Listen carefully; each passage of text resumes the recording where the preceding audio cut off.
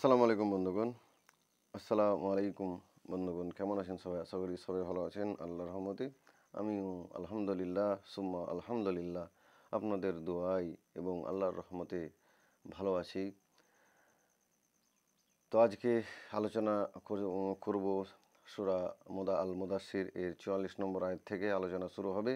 ইতিপূর্বে 1 থেকে 43 নম্বর আলোচনা হয়ে গিয়েছে এবং এর ভিডিওগুলো আমি আমার চ্যানেলের মধ্যে ফেসবুক আর ইউটিউবের চ্যানেলের মধ্যে আপলোড করেছি। চাইলে আপনারা আমার ভিডিও সেকশানে গিয়ে সিরিয়াল ওয়াইজ আমি চ্যানেলের ভিডিওগুলোর বা এই কোরআনের আয়াতগুলোর নাম আমি রেখে দিয়েছি। আপনারা চাইলে দেখতে পারেন, তাহলে বোঝার এবং আমল করার সুবিধা হবে আপনাদের জন্য।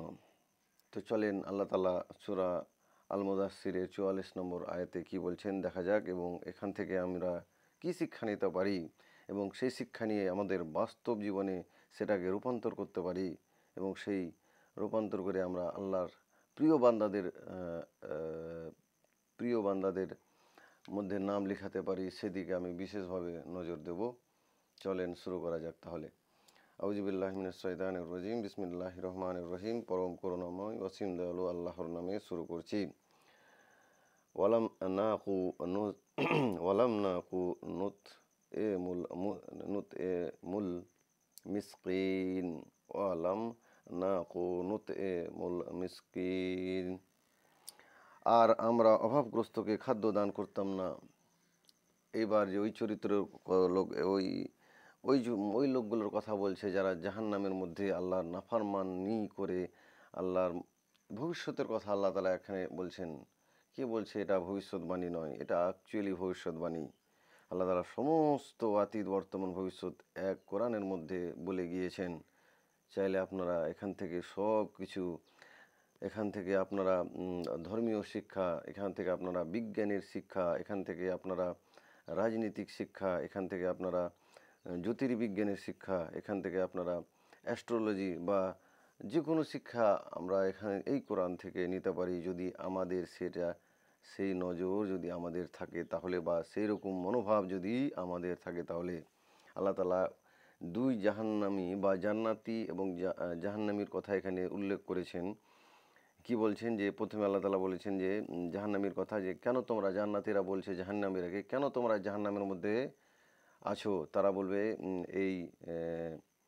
আমরা সালাত আদায় করিনি বা আমরা সালাত আদায়কারীদের মধ্যে অন্তর্ভুক্ত ছিলাম না, তার জন্য আমরা এই জাহান্নামের মধ্যে, এই আগুনের ভয়াবহ জাহান্নামের মধ্যে আছি। জাহান্নামীরা বলছে জান্নাতীদেরকে। আরও কি বলছে? আর আমরা অভাবগ্রস্তকে খাদ্য দান করতাম না।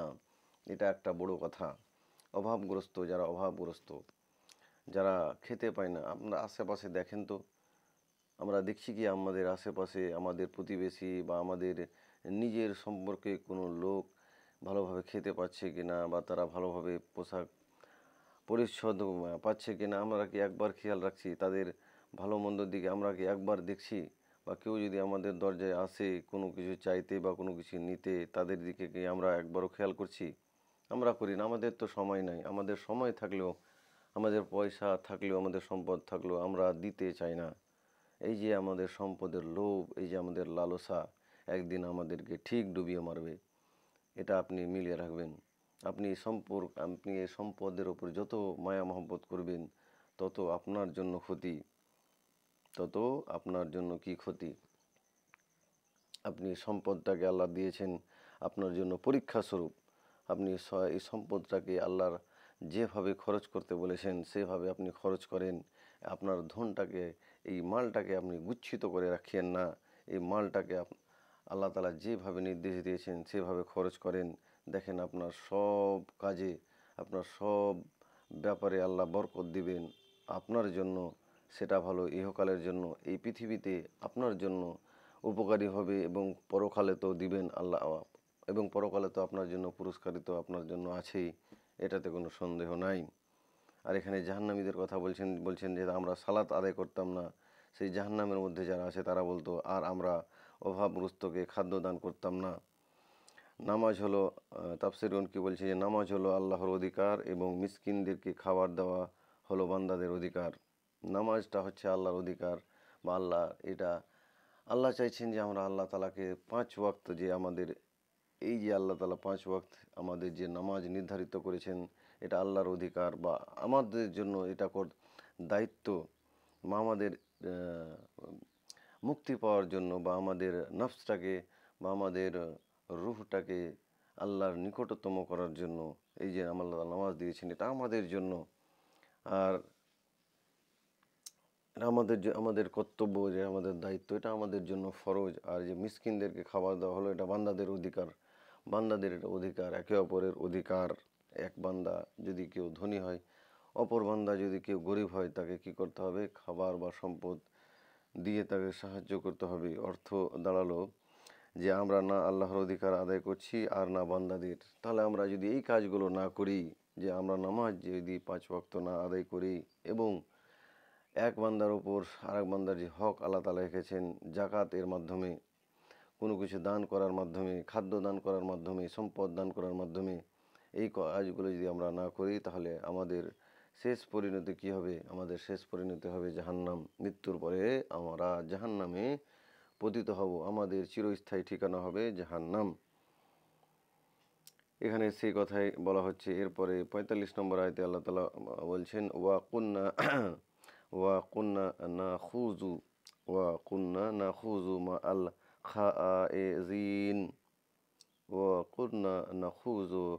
মাআল খাইজিন আর আমরা অনর্থক আলাপকারীদের সাথে বেহুদা আলাপে মগ্ন থাকতাম।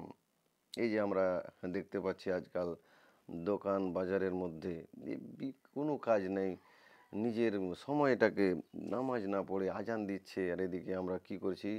দোকানে বসে বসে একে অপরের সম্পর্কে বা কারো ব্যাপারে বা কারো বাড়ির ব্যাপারে বা কোনো জিনিস নিয়ে আমরা কি করছি? অকথ্য আলোচনা করছি। এই যে আমাদের আলোচনা, এই যে আমাদের গীবত যে হয়ে যাচ্ছে, আমরা সেটা বুঝতেই পারছি না।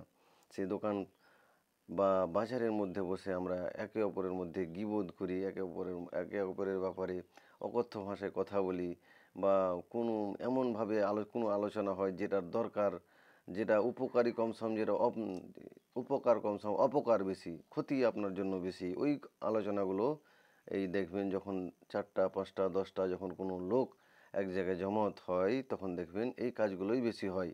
অকথ্য ভাষায় আলোচনা হয়, এমন আলোচনা হয় যেগুলোর প্রয়োজন নাই, যেগুলো আলোচনা হলে পরে আপনাদের জন্য ক্ষতি, আমাদের জন্য ক্ষতি, সেই আলোচনাগুলো আমরা দোকান বাজারের মধ্যে করি। এগুলোতে মগ্ন থাকতো কারা? যে জাহান্নামীরা। কারা বলছে? ওই জান্নাতীদেরকে বলছে।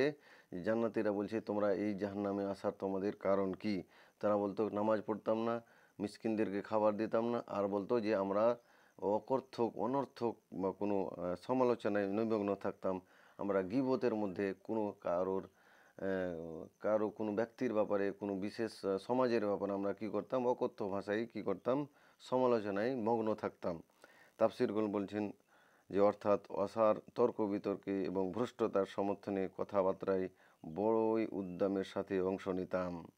এইভাবে জাহান্নামীরা তাদের কথা বলবে যে আমরা কি করতাম? যে আমরা দোকান বাজারের মধ্যে বসে বা কোনো চকের মধ্যে বসে বা কোনো বাজারে গিয়ে বা কারো সাথে আলোচনা করতাম, নামাজ এদিকে মুয়াজ্জিন আল্লাহু আকবার বলে ডাকতো, বা আরও এইভাবেই আলোচনাগুলোর মধ্যে চলে আসে যে আমরা কি করতাম? আমরা একে অপরের মধ্যে বসতাম, একে অপরের মধ্যে গীবত করতাম, বা অন্য বাড়ির ব্যাপারে বলতাম, বা অন্য কারো বাড়ির মধ্যে কি হচ্ছে বা অন্য ব্যক্তির ব্যাপারে আমরা বলতাম। ওই ব্যক্তি আদৌ সে জানে না যে ওই ব্যক্তি সেই কাজ করেছে কিনা। একটা কথা মাথায় রাখবেন, যদি কোনো ব্যক্তির ব্যাপারে আপনি বলছেন কোনো খারাপ কাজ, যদি ওই ব্যক্তি সে খারাপ কাজটা না করে থাকে, তাহলে ওই খারাপ কাজটা আপনারই উপর গিয়ে পড়বে। এটা আপনি মনে রাখবেন। ধরে নেন কোনো ব্যক্তি কাউকে কোনো ব্যক্তি কোনো খারাপ কাজ করেছে, ধরে নেন কোনো ব্যক্তি জেনা করেছে বা কারো মেয়ের সাথে বা কোনো খারাপ কাজ করেছে। তো দুজন ব্যক্তি ওর সম্বন্ধে কেউ বলল যে ওই হ্যাঁ অমুক ব্যক্তি খারাপ কাজ করেছে, দুজন আলোচনা করছে তৃতীয় ব্যক্তির ব্যাপারে। তাহলে ওই দুজন ব্যক্তির যদি ওই গুনাহ যদি সে না করে থাকে, ওই পাপ কাজটা যদি সে না করে থাকে, তাহলে ওই খারাপ কাজটার গুনাহ আপনারই উপর গিয়ে পড়বে। আপনি সে গুনার অংশীদারি হয়ে যাবেন যদি আপনি ওই ব্যক্তির আলোচনা করেন, যদি সেই ব্যক্তিরা ওই খারাপ কাজটা না করে থাকে তাহলে। তো এইভাবে সমালোচনা, এইভাবে গীবত করা থেকে আমরা কি করতে হবে, আমাদের বিরত থাকতে হবে। এখানে এই শিক্ষায় আমাদের আল্লাহ তাআলা দিয়েছেন যে আমরা সমালোচনাকারীদের সাথে সমালোচনায় নিমগ্ন থাকতাম। এভাবে আমরা সমালোচনা করতাম, এভাবে আমরা গীবত করতাম একে অপরের মধ্যে, যে আমরা কি করতাম, একে অপরের আলোচনা, একে অপরের সমালোচনা, একে অপরের মানে খারাপি করার জন্য আমরা চকে বাজারে গিয়ে বসে থাকতাম। আল্লাহ সলাৎ আদায়কারীদের মধ্যে অন্তর্ভুক্ত আমরা ছিলাম না, আমরা মিসকিনদের খাবার দিতাম না। এভাবে জাহান্নামীরা জান্নাতীদেরকে এভাবে বলবে। এটা ভবিষ্যৎবাণী আল্লাহ তাআলা করে গেছেন। ভবিষ্যতে সেই কখন জান্নাত জাহান্নাম অনুষ্ঠিত হবে, বিচার হবে, বিচার হয়ে জান্নাতীরা জান্নাতে যাবে, জাহান্নামীরা জাহান্নামে যাবে। তারপরে তারা ওই কথাটা জাহান্নামীরা জান্নাতীদেরকে বলবে। এখন আমরা শুনতে পাচ্ছি কি, আল্লাহ তাআলা এখন আমাদের বলে দিচ্ছেন সেই ভবিষ্যতের কথা। তো আল্লাহর একটা কথা মাথায় রাখবেন, সময়ে আমাদের বাধা আছে। আল্লাহর কাছে সময়ের কোনো মূল্য নাই। আল্লাহ সময়ের থেকে মুক্ত, আল্লাহ সময় থেকে পবিত্র। এটা কথা আপনারা মাথায় রাখবেন। এটা এটা একটা ফিলোসফি বা ফিজিক্সের ব্যাপার। তো দেখেন, ফিজিক্সের কথাও এখানে চলে আসছে। এই সময়টা সবার জন্য, আমাদের প্রত্যেকটা মানুষ, প্রত্যেকটা সৃষ্টির জন্য বাধা আছে, কিন্তু সে সময় থেকে আল্লাহ তাআলা মুক্ত। এরপরে ৪৬ নম্বর আয়াতে আল্লাহ তাআলা কি বলছেন, একটু সরে গেল। ৪৬ নম্বরে আয়াত আল্লাহ কি বলছেন যে ওয়া কুন্না নুকাজ্জিবু বিয়াউমিদ্দিন ওয়া কুন্না নুকাজ্জিবু বিয়াউমিদ্দিন, আর আমরা প্রতিদান দিবসকে অস্বীকার করতাম। এই যে বড় একটা কথা, জাহান্নামীরা জান্নাতীদের বলছে যে আমরা কি করতাম, আর আমরা প্রতিদান দিবসকে অস্বীকার করতাম। আমরা আল্লাহর যে বিচার, মৃত্যুর সমস্ত কিয়ামত অনুষ্ঠিত হওয়ার সময় প্রত্যেকটা ব্যক্তির হিসাব কিতাব হবে, প্রত্যেকটা জিনের হিসাব কিতাব যখন আল্লাহ তাআলা নেবেন, সেই বিচার দিবস, সেই জাস্টিস ডে, ইংলিশে যে বলা হয় যে জাস্টিস ডে বা বিচার দিবসের দিনটাকে কি করতাম, আমরা অস্বীকার করতাম যে হ্যাঁ, এগুলো মৌলভী সাহেব বলছে বা এগুলো তো উল্লেখ আছে, আমরা মরে যাব, আমাদের এখান থেকে শেষ, আমাদের আর কেউ উঠাতে পারবে না, আমাদের জীবন এখানে সমাপ্তি, আমরা এই পৃথিবীটাই আমাদের জন্য জান্নাত, এটাই তারা বিশ্বাস করে আছে। তো এই যে বিশ্বাস যে তারা করে আছে যে আমরা এখানে আমাদের শেষ, কোনো বিচার দিবস নেই, জান্নাত জাহান্নাম নেই, এই যে আমাদের বিশ্বাস ছিল, তার জন্য আমরা এই জাহান্নামের মধ্যে আছি বা পতিত আছি। যে আমরা কর্মফল দিবসকে মিথ্যা মনে করতাম। জাহান্নামীরা বলছে যে আমরা কর্মফল দিবসকে, বিচার দিবসকে মিথ্যা আরোপ করতাম। দেখবেন কত মানুষ এমনও আছে, কত মুসলিম ভাই এমনও আছে যে তারা বিচার দিবসকে অস্বীকার করে, যে এই দুনিয়াতে আমাদের সব কিছু, এই দুনিয়াতে আমাদের সব, এখানেই সম্মান, এখানে ইজ্জত, এখানে জান্নাত, এখানে জাহান্নাম। এই যে সবাই সেকুলার বুদ্ধি নিয়ে ঘুরে বেড়ায়, সব সেকুলার যে বুদ্ধি, সব জ্ঞান নিয়ে যে ঘুরে বেড়ায়, এই জ্ঞানটাই হচ্ছে মারাত্মক জ্ঞান। সমাজের দেখবেন কত আজকাল, এই তো ইউটিউব ফেসবুকের জমানা, কত বুদ্ধিজীবী, কত মোটিভেশনাল স্পিকার আছে যে এগুলো কথা বলে বেড়ায়, আর কত হাজার হাজার লোক তাদের এই কথাগুলো শুনে কি করে প্রভাবিত হয়ে যায়। তারা একবারও ভাবে না তার কোরআন কি বলছে, একবারও ভাবে না আমাদের প্রিয় নবী হযরত মুহাম্মদ সাল্লাল্লাহু আলাইহি সাল্লামের হাদিস কি বলছে। তারা এই সামাজিক জ্ঞান নিয়ে তারা বলে এখানেই শেষ, এখানেই শুরু, এখানেই খতম, এখানে আমাদের সব কিছু পাওয়া, এখানে আমাদের সব কিছু চাওয়া। তারা জান্নাত জাহান্নাম, তারা বিচার দিবসকে তারা তোয়াক্কাই করে না। তো আমাদের ওই সব আকিদা থেকে, ওই সব ভণ্ড মোটিভেশনাল স্পিকারদের বক্তব্য থেকে আমাদের বেরিয়ে আসতে হবে, আর আমাদের ফিরে আসতে হবে এই কোরআনের মধ্যে। এই কোরআন এর এই কোরআন এর এবং আমাদের প্রিয় নবী হযরত মুহাম্মদ সাল্লাল্লাহু আলাইহি ওয়াসাল্লামের দেওয়া হাদিস দিয়ে আমাদের জীবনটাকে গড়ে তুলতে হবে। তো যাই হোক, ভিডিওটা আর বেশি লম্বা করছি না। ভিডিওটা ভালো লাগলে অবশ্যই বন্ধুদের সাথে শেয়ার করবেন। ফেসবুকে দেখছেন তো চ্যানেলটা ফলো করবেন, আর ইউটিউবে দেখছেন চ্যানেলটা সাবস্ক্রাইব করবেন, ঘন্টাটা দেবে রাখবেন এরকম আরও অনেক ভিডিও পাওয়ার জন্য। আসসালামু আলাইকুম, ভালো থাকেন সবাই, সুস্থ থাকেন সবাই।